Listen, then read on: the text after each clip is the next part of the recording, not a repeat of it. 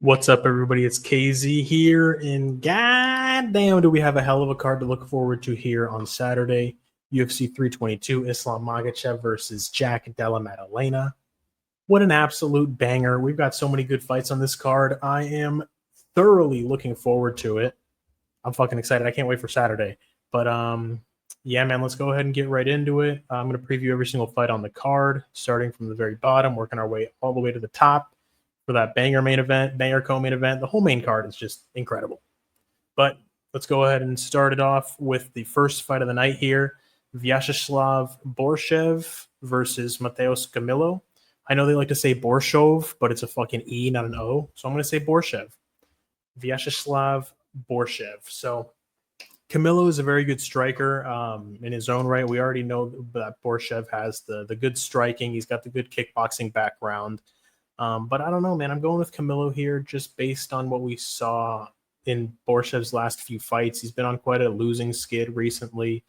You know, we saw him get dropped by Chase Hooper, and I just don't like that. Like, if you're getting dropped by Chase Hooper, like, that's not a good sign. Camilo has a grappling edge in this fight, as most people who fight Borshchev do. Camilo's, you know, your classic hard-nosed Brazilian Muay Thai pressure striker. And I think that he's going to be able to push Borshchev and hurt him on occasions here in this fight. Borshchev, you know, he's got good technique on the feet, but the X factor in this fight is going to be Camilo's grappling, or his superior ability to wrestle and grapple. You can look at the Gabe Green fight as a bad loss for Matheus Camilo, but I think that fucking Gabe Green coming down from 170, just looking absolutely jacked, like suspiciously roided jacked. Like, bro, that guy was a fucking absolute powerhouse. And Borshchev's not the same level of athlete as Gabe Green. There's no submission threat from Slava. So I think that Camilo can utilize his pressure in the striking and also, you know, key takedowns to win this fight either by submission or decision. KO maybe is a little bit more of a stretch, but, you know, Borshchev is definitely hittable, man. We saw him get dropped before, so I wouldn't be shocked to see Camilo get a finish here in this fight. Moving on, we got Baisangur Susurkaev versus Eric McConico. McConico's coming off of a controversial win over Cody Brundage. And I don't know, man. He's like, McConico's good. He's decent, well-rounded. He's got, you know, solid enough striking, solid enough wrestling. But I don't know, man. Baisangur Susurkaev is a guy from Hamzat's team. We did see him get clipped and hurt by Eric Nolan his last time out, but he was coming in on a 4-day turnaround after his win on the Contender Series. So I think that this is just a setup fight for Baisangur to have a standout performance against someone who's decent overall in McConico, but he's not really anything special in any realm of MMA. So, you know, honestly, if McConico wins this fight, that'll be a fucking huge fraud check, and basically meaning that Susurkaev does not have a future in this sport whatsoever. So I think that Susurkaev is going to be able to get past the test of Eric McConico here.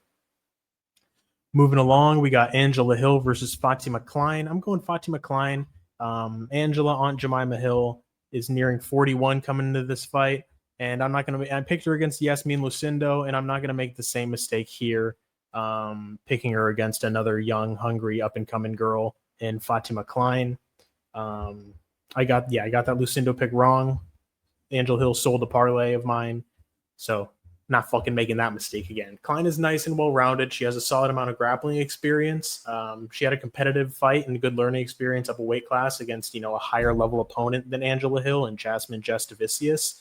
She was even able to take Jasmine down, land decent shots, reverse position several times, and she kept a good pace even going into round 3. You know, she was outstriking Jestovicius and scrambling with her in the third. So yeah, I like that. Even in a loss, I like that from Fatima Kline. She looked really good in that fight. You know, as good as you could losing a fight. She can just go out there and get her fucking ass completely whooped, you know. She's been looking better and better in the striking realm in her fights, coming off of that head kick knockout of Melissa Martinez. I think this is a setup fight for Kline to come in here and get a win over a veteran and a, you know, respectable, well-known name in Angela Hill when it comes to the ladies divisions. Fatima Kline, I think she'll have a speed advantage and a wrestling advantage. I don't see Angela Hill teaching Kline any kind of veteran lessons here, anywhere the fight goes. She's going to be good on the ground. She's going to be able to hold herself well on the feet. You know, Angela Hill might be trying to press her up against the cage, but Fatima Kline dealt with a lot of that against Jasmine Jestovicius and was able to handle herself quite well. And, you know, I think that was a good learning experience for Fatima, and that she's going to come in here and get it done over a washed a washed Angela Hill. So yeah, moving along, we got Chepe Machine Gun Mariscal versus Pat Hold On for Dear Life Sabatini. Pat Sabatini's path to victory here is to just fucking lay and pray, hug against Chepe, and just working for submissions. Chepe Mariscal can wrestle well, and I don't see him just getting absolutely wet blanketed here like Joe Anderson Brito did. Pat Sabatini might have his moments of top control, and he's gonna maybe threaten a few submissions. But Chepe knows exactly what to expect coming into this fight. He knows where Sabatini's strong. These guys have fought before back in 2018. Chepe won the fight by split decision, if I'm not mistaken. Let me just go ahead and fact check myself. Yes, Chepe won via split decision. Okay. But yeah, I see Chepe stopping and surviving the initial grappling onslaught, and I don't think that Sabatini's going to react well to getting hit by Chepe. Chepe's going to put big shots on him, and I see Chepe getting a knockout here. Sabatini is positionally dominant when it comes to the top control. He has a possibility to stink it up and just hug like a fucking bitch like Jailton Almeida did against Volkov and just not let Chepe go. But, as that second and third round starts on the feet, Sabatini's going to have to get that fight down quickly if he wants to have a chance at winning this fight, by lay and pray decision, possibly get a submission as Chepe's trying to scramble up and actually fight like a man and not like a bitch. I guess you can already tell that I'm a fucking jiu-jitsu hater. But if you're fucking doing damage with the grappling, I don't hate on you. But if you're going out there to be Jailton Almeida, if you're going out there to be fucking Hamzat versus Dricus Du Plessis, you can eat a bag of dicks, bro. I don't care. Go watch kickboxing casual. No, fuck you. I like entertaining fights. All right. So Sabatini potentially has a submission chance, but I think that Chepe is going to be constantly making him work in the wrestling scrambles and putting big shots on him for as long as the fight lasts. And Chepe is just overall more of a dog. So that's why I'm picking him. I think that he's going to get the win here. I think he's at plus money now. There was a little bit of a staff concern with Chepe, but I'm going to go ahead and cope and say that was just a bruise on his wrist. Yeah, let me go ahead and pull that up for you guys right now. Chepe staff, just so you guys can see for yourselves. Let's see.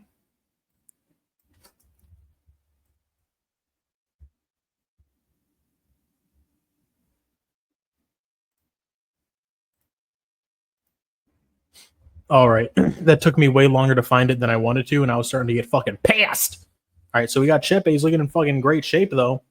And he's got this little fucking potential maybe staph or looks like a bruise on his wrist. So I'm just going to say it's a fucking bruise, bro. Chepe's going to go out there. He's going to whoop his ass. Bro's looking absolutely fucking shredded, looking in the best shape we've seen him in. So, yeah. Chepe's going to go out there and whoop this fucking jiu-jitsu soy boy land prey fucking coward fighting style motherfucker's ass and Pat Sabatini. So, yeah, now we got Gerald Meerschaert versus Kyle Daukaus.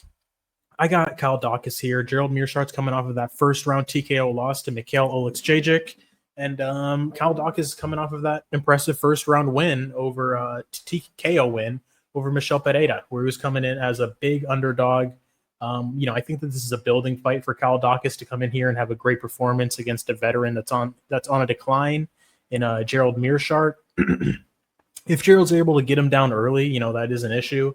But Gerald's not really known for his super impressive wrestling. I see Daukaus coming in here with a smart game plan and not really playing into the jiu-jitsu game and just trying to outstrike Gerald where he clearly has the advantage. And it's not like Daukaus is a fish out of water on the ground. The motherfucker's nickname is the Darce Knight.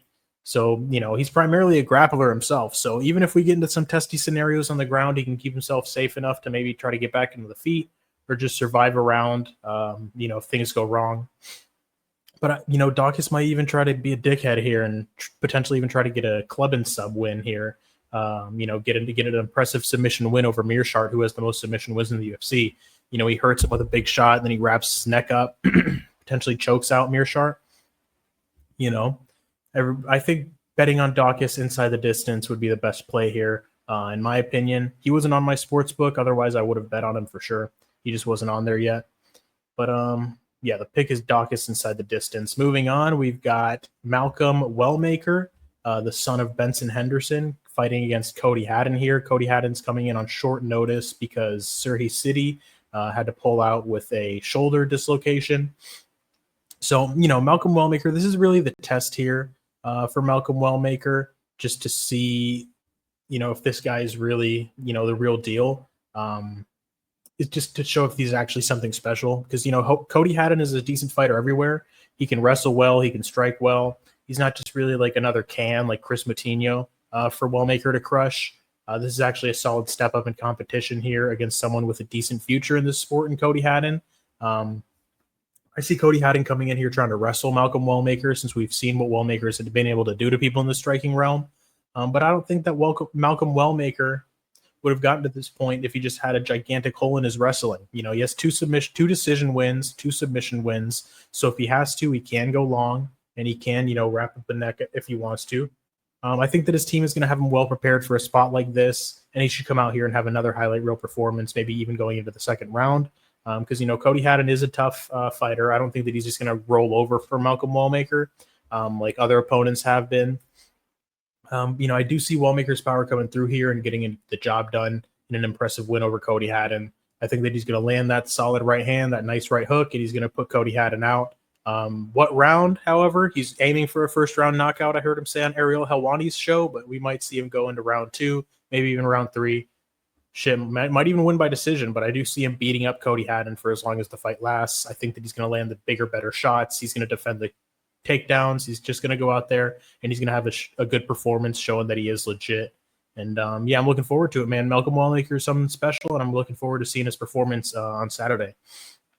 Now we've got Erin Blanchfield versus Tracy, the living brat stall, Cortez. I think that Erin Blanchfield is going to come out here, and she's going to get the job done. I think that she is potentially going to get a submission or just a dominant decision win. I was having a little bit of an issue calling this fight.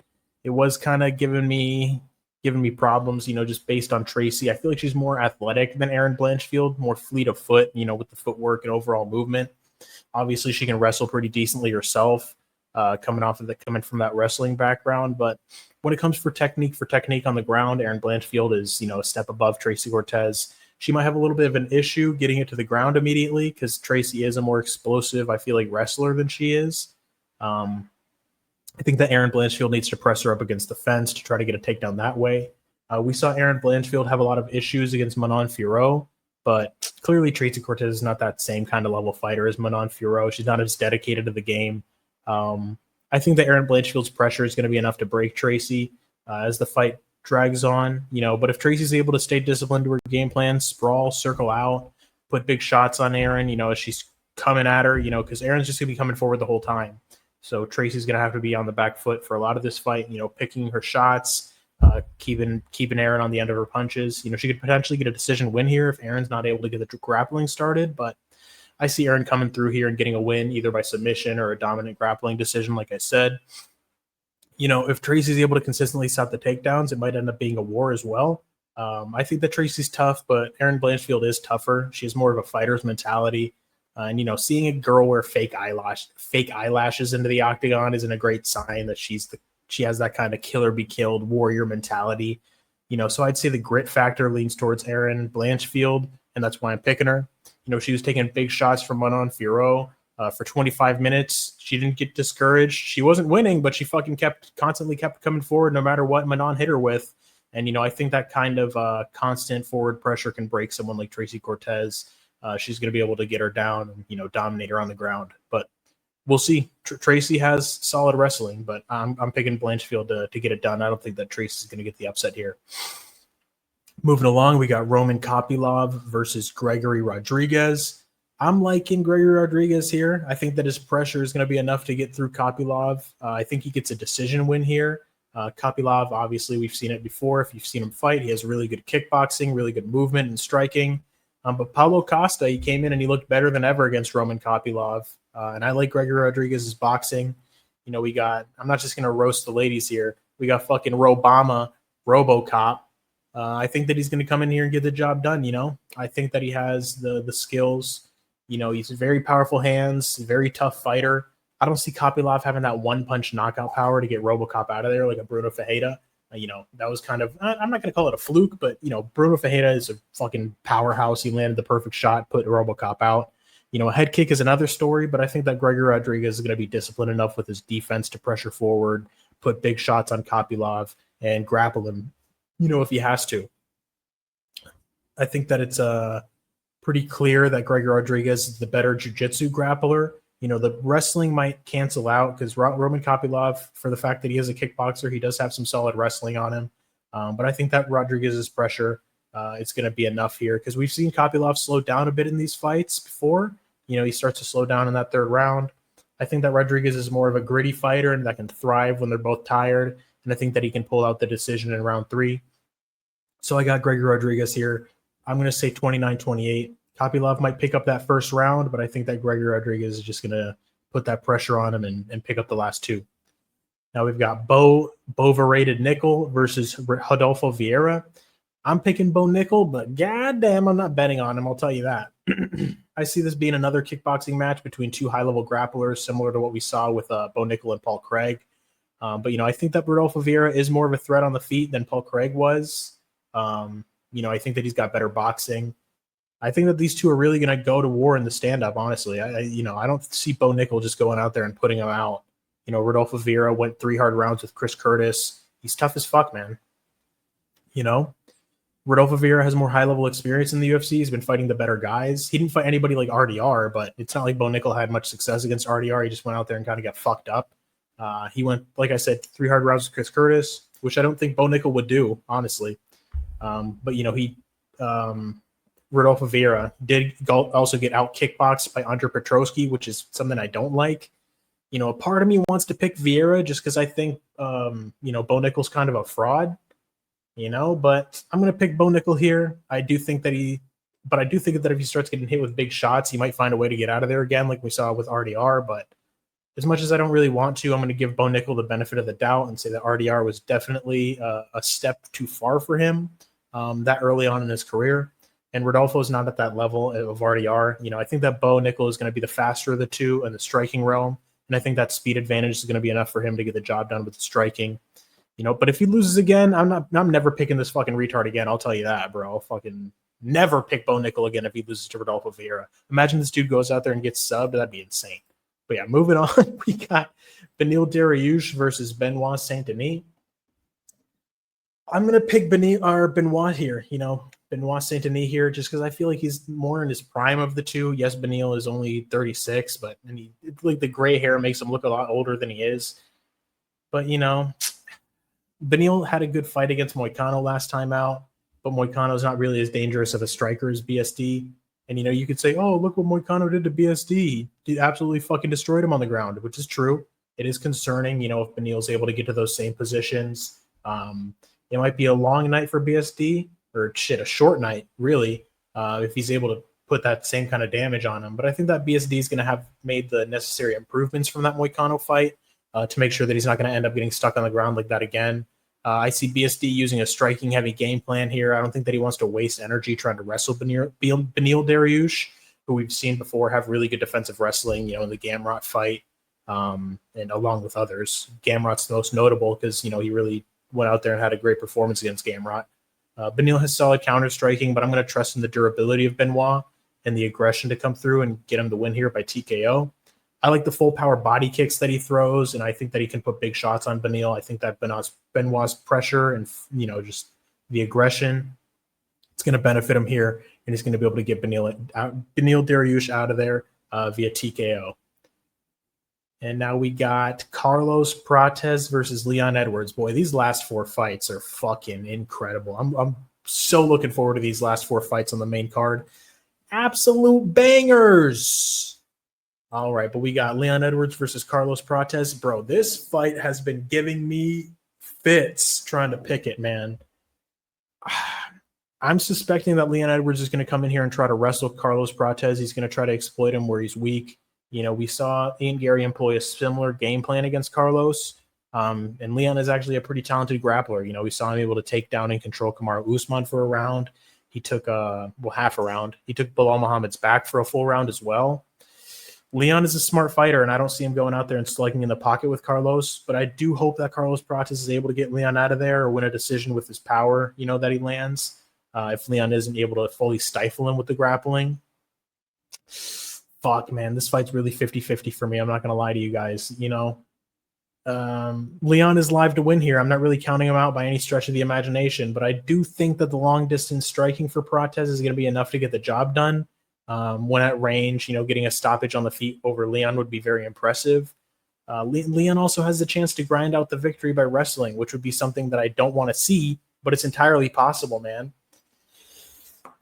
Fuck. It's like, I have it written here. I literally have it written down. If I'm picking Cortez, I'd be lying to myself. I think Leon is going to out wrestle him and keep himself safe enough on the feet to win a decision. I hope I'm wrong, but I just can't ignore my gut. Bro, I fucking have money on Carlos Cortez, but it's just, I feel fucking deep down inside that Leon Edwards is just going to out wrestle him.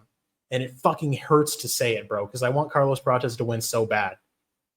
Fucking my bets are riding on it. So I don't know, bro. I don't know. This fight's fucking 50-50, guys. Since I don't have any bets with Leon Edwards, I'm going to say that my pick is Cortez. But it is honestly more like a hope and cope pick than it is like, yeah, he's definitely going to win. Because it's like, fuck, man, something in my soul is just like, Edwards is going to take him down and grind him out. But I don't know. I'm sorry, guys.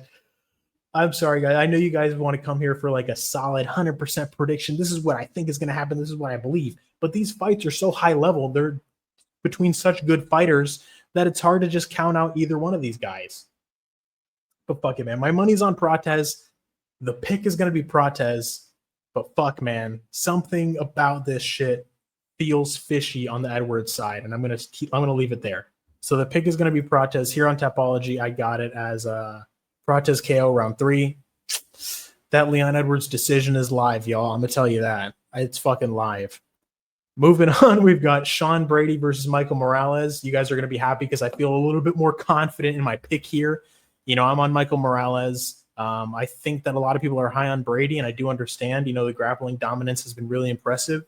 He was able to kick Kimura, Kelvin Gastelum, dominate, and ragdoll Leon Edwards.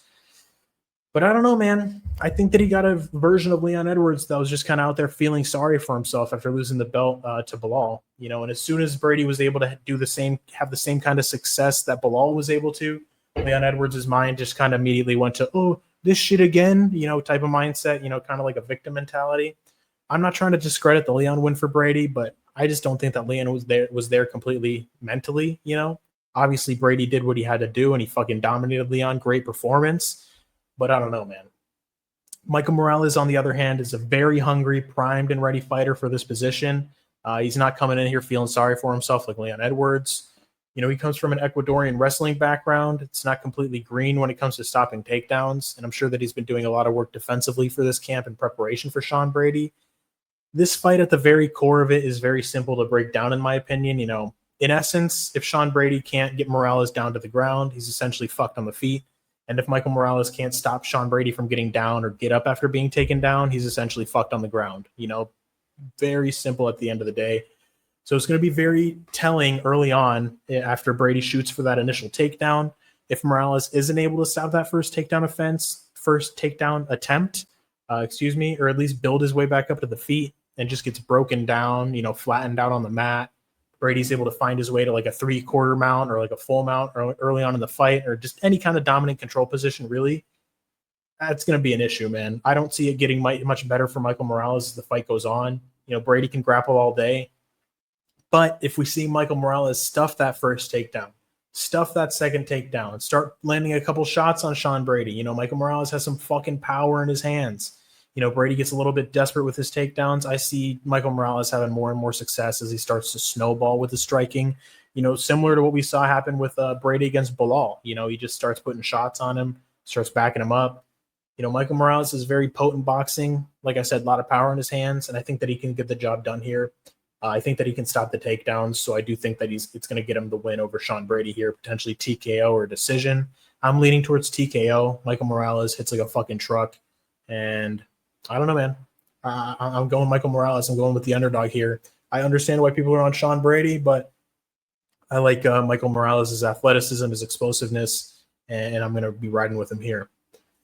Now, one of the fucking best ladies fights we've ever seen, bar none, like in the history of the UFC. Incredible. Fucking Zhang Wei Li, Valentina Shevchenko.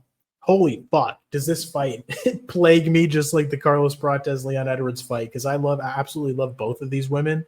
I would say both are the greatest of all time for their respective weight classes. You know, Zhang Weili is the greatest strawweight of all time. Valentina Shevchenko, like, there's not up for debate that she's the greatest flyweight of all time. I don't give a fuck about the losses to Alexa. And with Zhang Weili, I don't give a fuck about the losses to Rose Namajunas. You know, the first head kick, kind of a fluke, man. I'm just going to call it like I see it. In my opinion, you can disagree. You know, Rose landed the kick. Credit to her, but Zhang Weili pulled her leg back, expecting a leg kick. Rose threw that kick up high, caught her.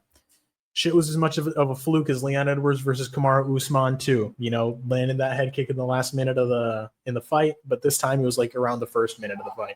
You know, the second fight was razor close with Rose and Weili. You know, Rose was able to steal in the last round with the takedown. But, you know, Zhang Weili, since that Rose fight, improved tremendously in the wrestling. We saw it in her fights against Joanna, Carla, Jan, Amanda Lemos, Tatiana Suarez. Everybody was saying, oh, Tatiana Suarez is the greatest wrestler in women's MMA. She's going to go out there and dominate Weili. After the first round, you know, Tatiana gassed out and Weili started whooping her ass. She started taking her down. Sorry, I got my fucking cord all tangled up. But yeah, I honestly think that this is a 50-50 fight. Both ladies are dominant champions. They've been looking great recently. You know, Valentina kind of had that hiccup against Alexa Grasso, but she came back. She should have won that second fight. I don't think it was a draw. Alexa definitely did not get a 10-8 round in that round 5. And, you know, in the trilogy, she was able to establish her wrestling dominance over Alexa. But, you know, the thing is, I would definitely say that I know that Zhang Weili is a better wrestler than Alexa Grasso. You know, I think that she's a more explosive athlete than Alexa as well. I do think that Valentina is the more refined striker on the feet. Zhang Weili might have a bit of speed advantage. You know, we saw her looking very impressive against Manon Fiorot, landing that lead right hook and busting her up in round 1, dropping her around 4. This is a fight that I'm very much looking forward to, man, and it's one of the most banger ladies fights that the UFC has ever made, like I said before. My pick here is going to be Valentina. You know, it's like it's hard to count out either lady, like I said, but I think that comparing Tatiana Suarez versus Manon Fiorot, I would say that Manon Fiorot is the higher level competition. You know, she's more well-rounded than Tatiana. But like I said, this is a 50-50 fight, and this is going to be an absolute war. I'm looking forward to it. I can't remember the last time that I've been this excited for a WMMA fight. This fight's fucking awesome. Like, I don't give a fuck. Like, you can say, oh, bro, WMMA is boring. It's like, this fight is not going to be fucking boring. If it is, I'll be surprised. But I think that these ladies are going to go out here and fucking leave it all on the line. This is going to be a sick-ass fight, and I'm looking forward to it. Now we got Jack Della Maddelena versus Islam Makhachev. Another absolute fucking banger. Man, these last 4 fights are just... We're eating good as UFC fans, man, on UFC 322. This is going to be fucking sick. This is going to be sick. But yeah, the pick here is going to be Jack Della Maddelena. You know, Islam is a great fighter, but so is JDM. You know, I think that I feel like JDM is a more primed, bigger version of Dustin Poirier. And Dustin Poirier is one of my favorite fighters, man. He went to war with Islam. You know, this fight is another one I'm looking forward to very much. We're going to see if the lack of a weight cut is going to be able to make Islam better than ever, or if Jack is going to solidify that he's really an elite championship level fighter at 170. You know, we'll see. I think that Islam is a better fighter than Bilal in, you know, all aspects of mixed martial arts, maybe apart from just durability and cardio. But we might see those cardio woes go away for Islam with the lack of a weight cut. You know, if these 15 extra pounds are really going to be the X factor for Islam, to be the best version of himself. You know, it's going to be a really tough fight for JDM to win. It's going to be a tough fight either way for both guys. I see a lot of people saying, oh, Islam's going to smoke Jack. Jack sucks, or Islam sucks. He's never fought somebody this big. Bro, neither of these guys fucking suck, first off. They're both extremely good fighters, best of the best in the world. So it's fucking crazy to say that any of these last 8 fighters on the card suck. Like, no. This is the pinnacle of the sport. So have some goddamn respect, you fucking casuals, all right? All right? No. But, you know, we saw Islam struggle a lot with Dustin Poirier towards the end of Dustin's career. And, you know, like I said earlier, I think that we can look at Jack as a more primed version of Dustin Poirier. Just bigger. And Jack has been training a lot of defensive wrestling and grappling with Craig Jones. You know, we've seen his hands in action, that he's a very talented and dangerous striker. We've seen Volkanovski stay safe against Islam on the ground in the first fight. You know, Islam had his back in moments, and Volkanovski was just, you know, keeping himself safe. He was like, oh, get off me, just talking shit, punching Islam. He was like, oh, just going crazy. you know? And that second fight between Islam and Volkanovski, that was a load of shit. And Volkanovski came in on 10 days' notice. That was a fucking load of bullshit. But anyways, I'm a Volkanovski fan if you can't tell.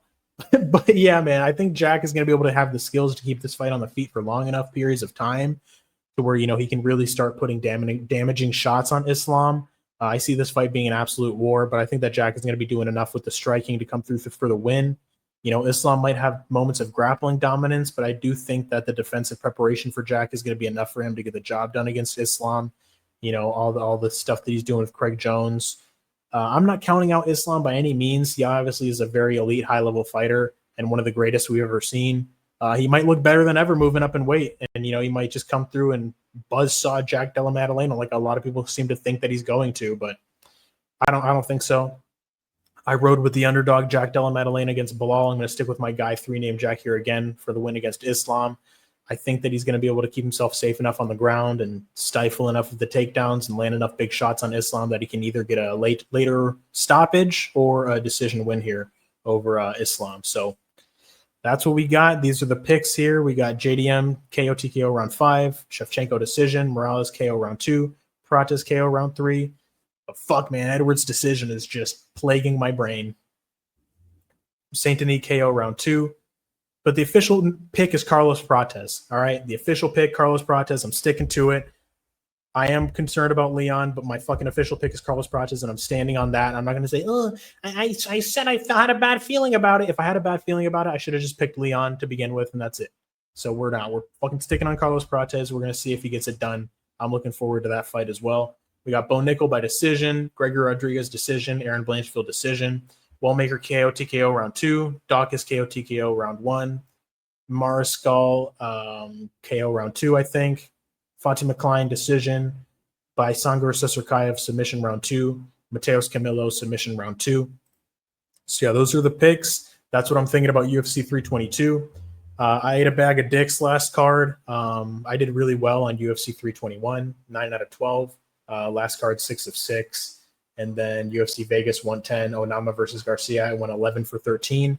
So let's see. Hopefully we're able to get a good picks percentage on this card. And yeah, man, I'm looking forward to it. Let me know what you think in the comments. Let me know if you agree, disagree, all that good stuff.